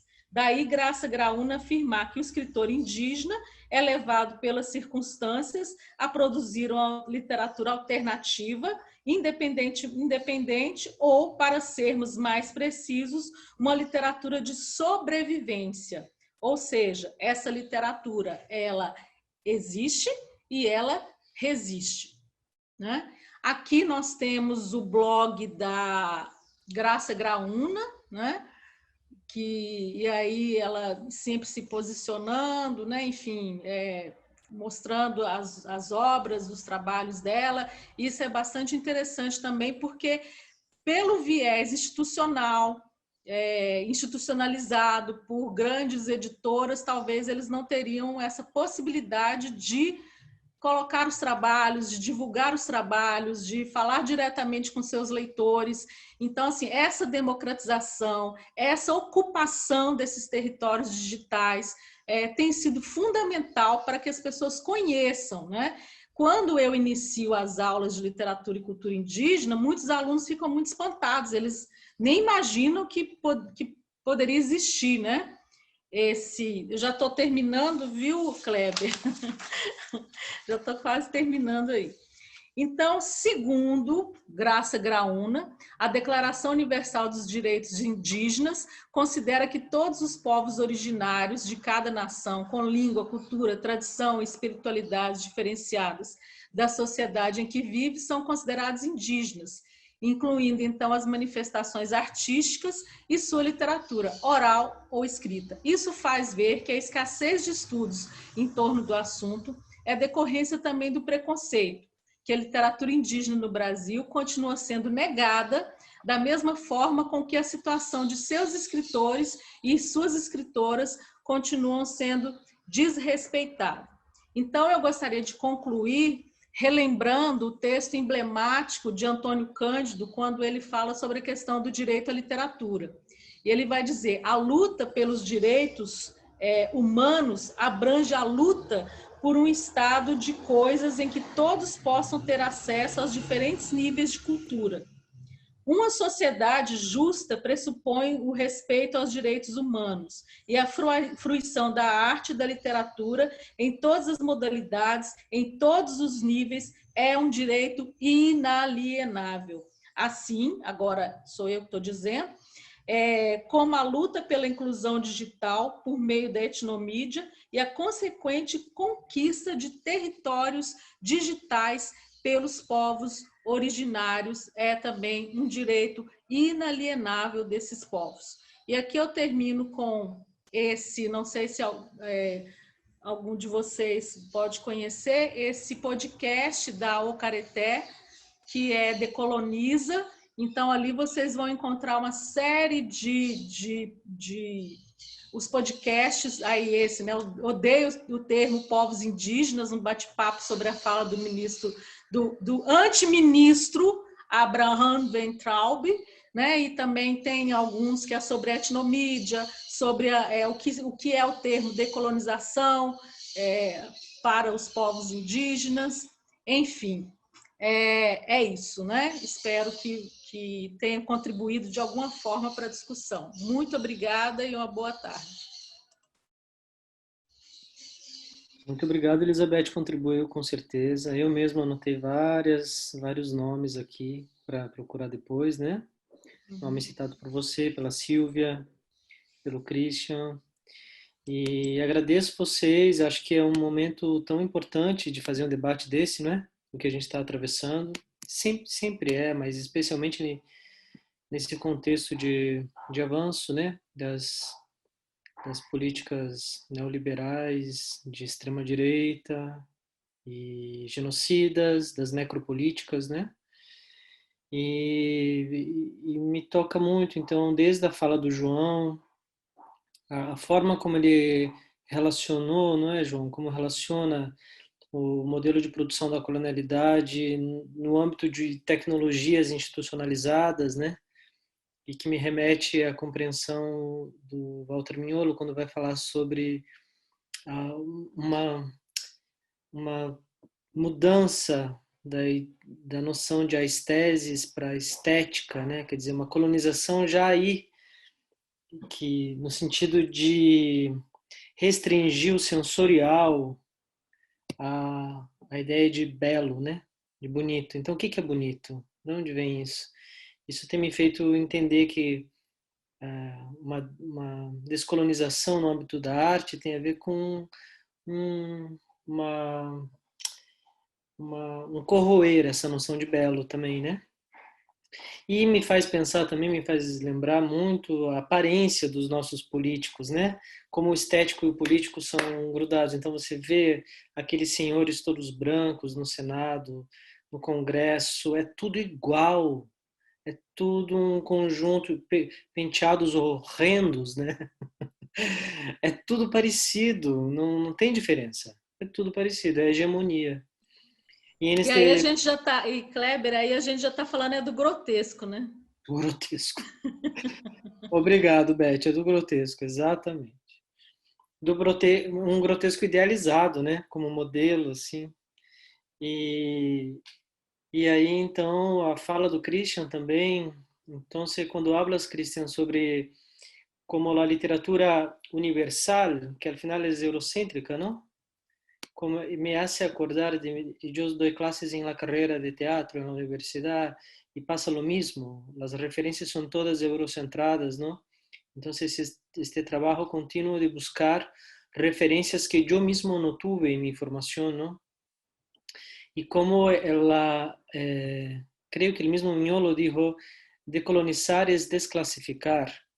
Así que también como romper estas fronteras entre estilos, ¿no? Como es potente. E depois a fala da Silvia, trazendo, né, a violência da escola, né, Silvia? Como a escola pode ser violenta, e via de regra é, né, no sentido de um apagamento do que da imposição desse modelo urbano-cêntrico, né, que você cita. Mas que bom que você está aí também, né, fazendo esse trabalho, que você, que Beth estão trazendo essas outras referências. E aí, Beth, eu também penso como é importante considerar, assim como as mídias não são propriedade da branquitude, ou enfim, do hegemônico, né?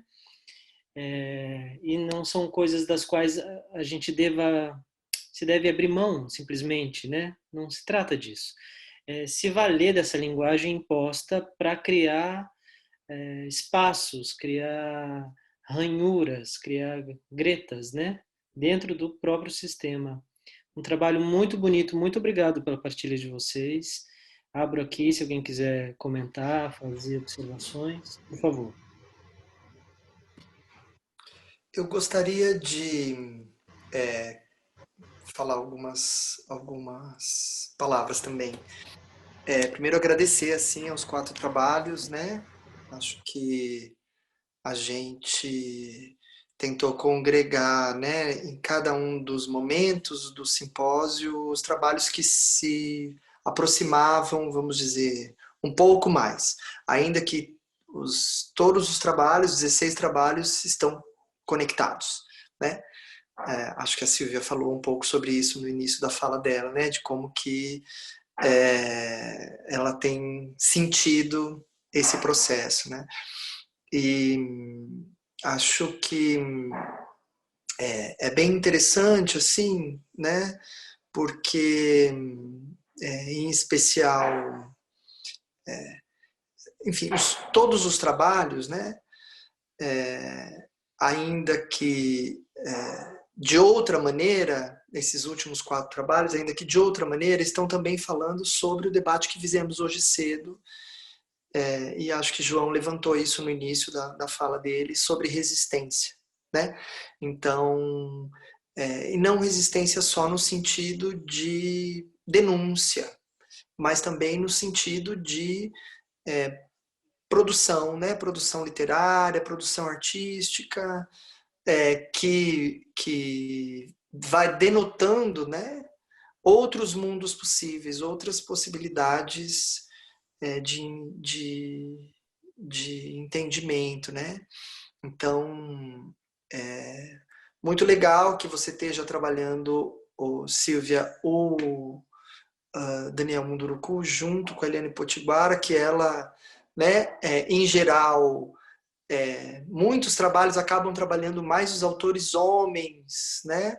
E a gente tem, enfim, uma série de escritoras, né, indígenas também no Brasil que estão colocando, e as diferenças, né, que são muitos mundos, né, são muitos povos, né, e é interessante porque nenhuma dessas autorias se coloca como uma porta-voz dos povos indígenas, e sim marcando, né, os diferentes saberes, né, possíveis de construção dessas histórias, né?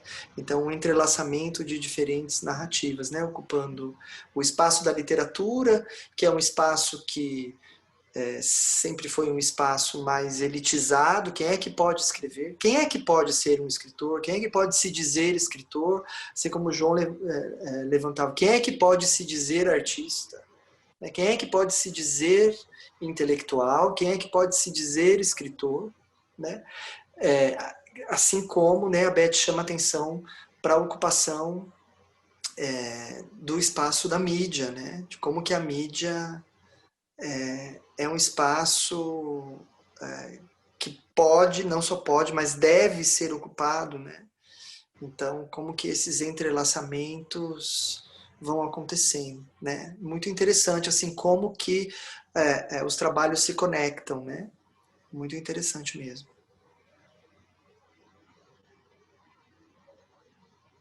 E a literatura também é colocada, né, muitas das vezes, como espaço distante, né, nosso cotidiano, das nossas subjetividades.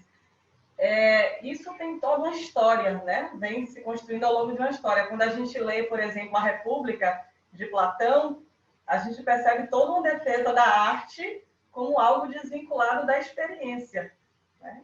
E aí vai se formando um cânone literário, né? E a literatura como algo afastado da experiência. Aí a gente desconsidera, por exemplo, as poéticas orais, né? A poesia de cordel como literatura, pela percepção da literatura como algo vinculado ao impresso, ao gráfico, né? Ao domínio de uma técnica. Eu acho que a gente tem muito trabalho aí, muitos caminhos para percorrer.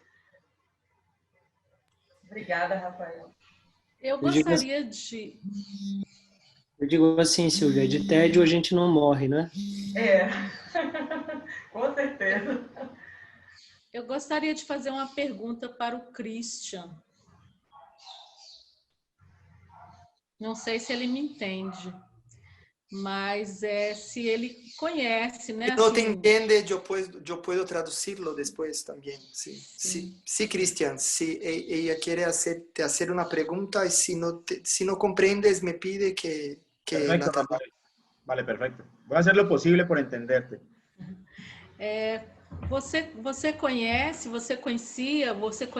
alguns escritores indígenas brasileiros aqui, enfim, das nossas culturas aqui, e assim, que tipo de relação você acredita que essas literaturas latino-americanas, porque a gente, enfim, nós brasileiros parece que estamos distantes, né, às vezes, da América Latina e esquecemos que somos latino-americanos. E eu adoro essa sensação de ser latino-americano. Mas, infelizmente, parece que nosso país é uma ilha que não estabelece uma comunicação. E, assim, como é? Você já viu, assim, algum tipo de relação que se possa estabelecer entre essas literaturas, né? Porque aqui o erro, por exemplo, o erro da disciplina que eu trabalho é que ela chama literatura e cultura indígena. Na verdade, não poderia ser, né? Deveria ser literaturas e culturas indígenas, né? Você conhece? Você estabelece alguma relação? Realmente no conozco, no te voy a mentir, no conozco. Pues de literatura brasilera tal vez he leído unos cuantos autores, Machado de Asís, pues hay un novelista que me encanta que es Rubén Fonseca. Digamos que es lo poco que conozco. Realmente, a pesar de que yo tengo una formación en una maestría en literatura colombiana y latinoamericana, en la maestría jamás leímos textos en portugués. O sea, no leímos textos brasileros. Eso fue una, digamos, de las deudas que quedó allí. Realmente, también tengo un pregrado en literatura y, bueno, hace mucho tiempo, pues estaba muy joven cuando lo hice, pues trabajamos solamente un curso de literatura brasilera, pero nos centramos especialmente en Machado de Asís. Leímos algo de la obra de Machado de Asís, pero pues igual son obras, digamos, le he mencionado dos autores que son autores muy conocidos, digamos que en Brasil y por fuera de Brasil son muy conocidos. Cuando me mencionas de la literatura indígena brasilera, realmente no conozco. Estoy en proceso de empezar a conocer algo más profundamente de la literatura indígena colombiana, porque no te podría decir que tampoco conozco mucho. Sabemos que no es fácil acceder a muchas de esas producciones. Muchas de las producciones en Colombia son producciones marginales, cuando se editan y se publican los números son muy pocos y acceder a esto es muy, muy complicado. Entonces, pues aquí en Colombia no conozco mucho de literatura indígena y la verdad, pues, sería interesante. Yo creo que una vez saliendo de la entrega formal del documento del doctorado, sí creo que para investigación, una de las investigaciones que voy a continuar es justamente empezar a mirar otras literaturas. Para el trabajo que estoy haciendo me he centrado en literatura afrocolombiana, de autores afrocolombianos. Allí digamos que desde hace varios años vengo indagando sobre algunos autores. Sé que tengo la deuda y el trabajo hubiese merecido incluir algo de literatura indígena colombiana, pero por cuestiones de tiempo y de limitación no emprendí eso. Y por supuesto me encantaría conocer literatura indígena brasilera, pero por desgracia no la conozco. En el ejercicio de formación de la universidad en literatura nunca tuve la posibilidad de que me acercaran a algún texto de literatura brasilera y mucho menos literatura indígena brasilera.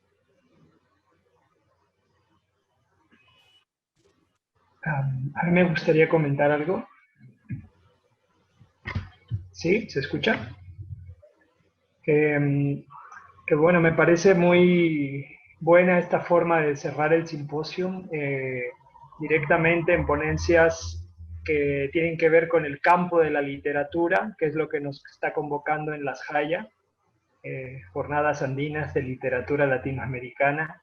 Y en las charlas que teníamos con Lorenza y Yapán para organizarnos en la ponencia, ella alguna vez comentó, bueno, la palabra tiene un lugar, ¿no? Es un personaje dentro de todo esto que estamos pensando y sintiendo y planeando.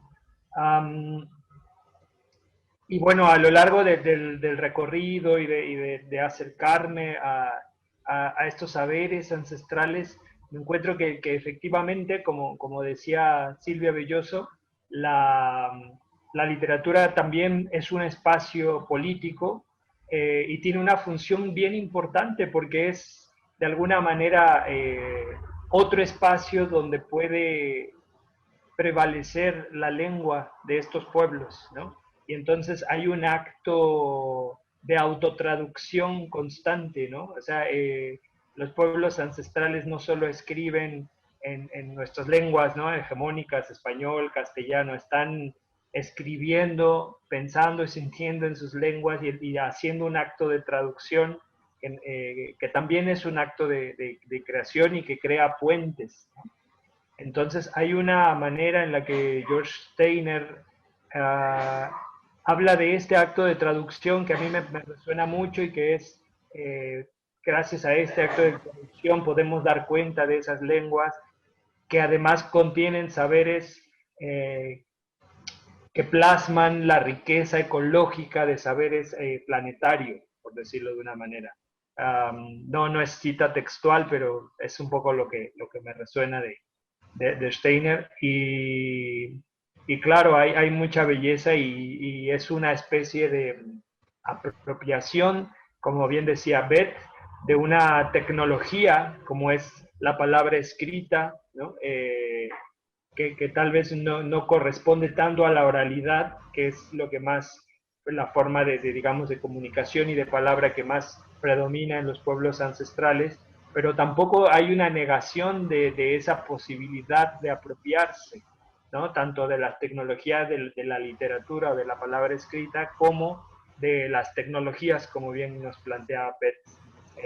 como espacios de afirmación, ¿no? Como espacios de presencia y de expansión. Sí, sí me parece que es necesario como revisar o atender la historicidad de la literatura para poder como aclararnos cuál es la posición dentro de ese campo, porque intentar revertir el canon va a ser súper difícil, ¿no? Convencerles de que la literatura de los pueblos de la Amazonia o de los pueblos mapuche o de los mayas no, tiene el mismo peso y el mismo valor que la literatura hegemónica, nos va a llevar no sé cuántas eras.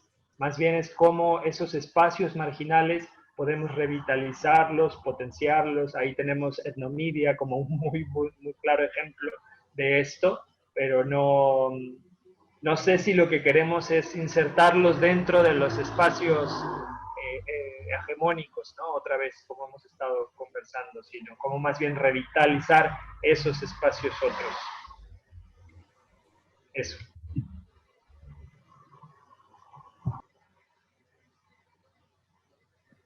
Perfecto. Pues, se alguém quer dizer algo mais?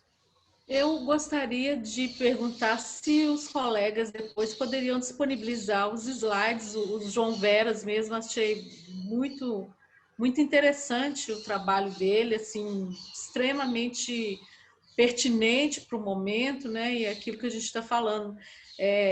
Nosso país está passando por um desmonte, né, da cultura, nosso país está passando por um desmonte na educação, e assim, os povos e as indígenas, as comunidades estão sofrendo bastante. Então, assim, creio que esses trabalhos que nós estamos fazendo também também é uma coisa muito importante para resistir também, né? Resistir.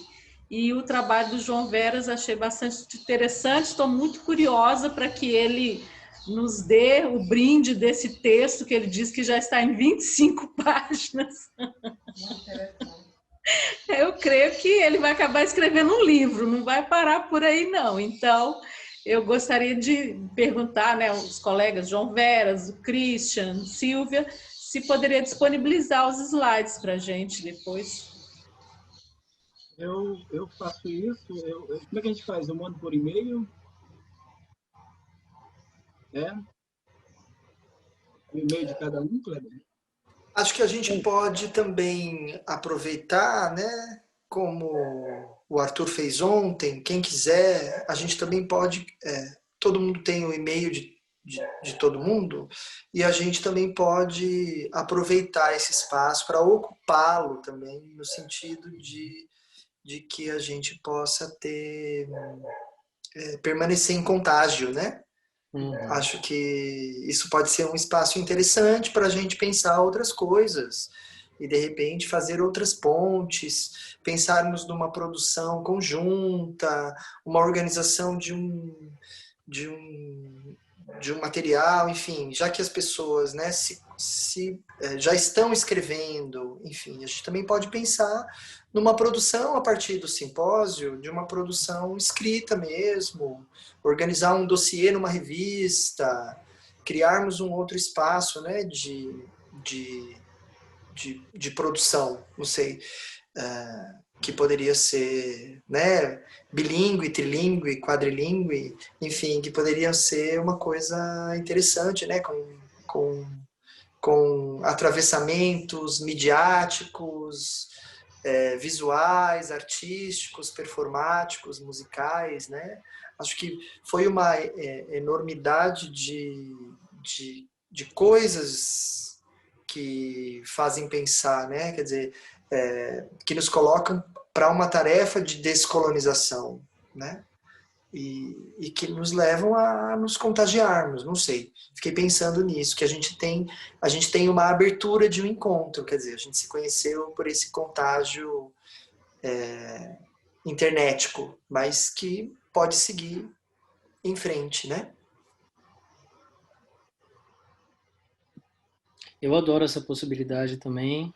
Acho que estamos em um momento muito difícil, mas ao mesmo tempo são essas situações, esses lugares, esses encontros que nos fortalecem, né?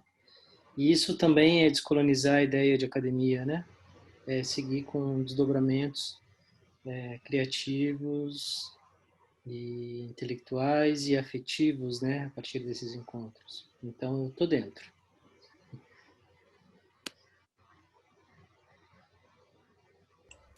Também, eu acho que foi muito auspicioso, ou auspiciosa a ideia do Rafael, né? Porque, enfim, essa produção pode ser bastante interessante para todos nós, para os nossos alunos, né? Porque hoje de manhã eu assisti, foi bem interessante a diversidade, né, dos temas. Então, você tem audiovisual, você tem textos, você tem, enfim, teatro, você tem música. Desde ontem eu vi aqueles... acho que é Walter, né? Não sei, acho que foi Walter que apresentou um trabalho bem interessante também, diferente. Então, assim, é uma enormidade de atividades e criações que não pode ficar perdido assim, né? Enfim, já que o Congresso, eu não sei se teria as atas, os anais, né? E nesse modelo eu não sei como é que foi que vocês receberam algum tipo de informação que haveria uma produção do Congresso, dos simpósios?